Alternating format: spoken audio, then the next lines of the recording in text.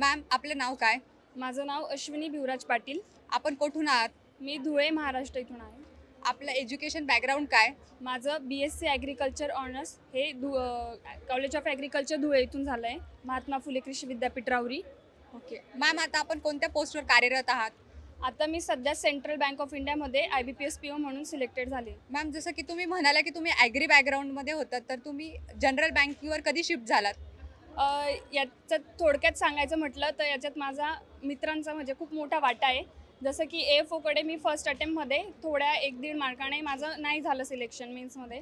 तर मग त्यानंतर मला माझे जे मित्र आहेत त्यांनी मला मित्रमैत्रिणी त्यांनी खूप प्रोत्साहन केलं आणि सांगितलं की तुम्ही जनरल बँकिंगमध्ये का जायला हवं किंवा AFO का नको सिलेक्ट करायला. त्यात माझा जवळचा मित्र करण पाटील त्याने मला त्याबद्दल खूप नॉलेज दिलं आणि मग मी जनरल बँकिंगकडे वळली. म्हणजे माझा अभ्यास पाहून आणि तसं सरांसोबत पण बोलणं झालं होतं. मग त्यांनी मला सजेस्ट केलं की तुम्ही जनरल बँकिंग करा असं. तुमची बॅच कोणती, ऑनलाईन की ऑफलाईन? माझी ऑनलाईन बॅच आहे, बॅच 7. बॅच. ऑनलाईन बॅचमध्ये तुम्ही SSCच्या फॅकल्टीसोबत कसे कनेक्ट होतात? ऑनलाईन ऑनलाईन आणि ऑफलाईनमध्ये इतकं मला असं वाटतं पर्सनली की फरक पडत नाही. जसं सरांचं शिकवणं आहे ते तर आपल्याला तिथं मिळतंच आणि सरांचं शिकवणं असं आहे की ते असं वाटतं की ते आपल्याला जवळ येऊनच शिकवत आहेत. म्हणजे कॉन्टमध्ये मी शुभम सरांबद्दल जर सांगायचं म्हटलं तर मी फक्त आणि फक्त त्याच सरांना फॉलो केले, बाकी कसल्याच गोष्टीला फॉलो केलं नाही आहे. आणि आज माझा रिझल्ट पण असेल तर त्यांच्यामुळे. म्हणजे सगळ्यात जास्त मी मार्क्स पण स्कोर केले असतील तर ते फक्त कॉन्ट ह्या सब्जेक्टमुळे. आणि मी प्राऊडली सांगू शकते की आज आहे तर त्यांच्यामुळे मी तर आहे. तुम्ही आता काही स्टुडंटला कॉनचे काही डाऊट असतील तर ते तुम्ही कसे सॉल्व्ह करत होते, त्याच्याबद्दल काही सजेशन द्याल? सरांनी जर सांगितलं होतं की तुम्ही ग्रुपमध्ये स्टडी करा ते तुम्हाला बेनिफिशियल होईल. तसं मग आम्ही आमच्याच जे लायब्ररी होती तिथं ग्रुप केला होता आणि मग आम्ही सोबतच टेस्ट द्यायचो, सोबत ॲनालिसिस करायचो आणि काही अडचण आली तर तुम्ही कोणत्या पद्धतीने केलं किंवा मी कोणत्या पद्धतीने सॉल्व्ह केलं असं आम्ही एकमेकांना ते सॉल्व्ह करून सांगायचो. मॅम, आपला वीक सब्जेक्ट कोणता होता?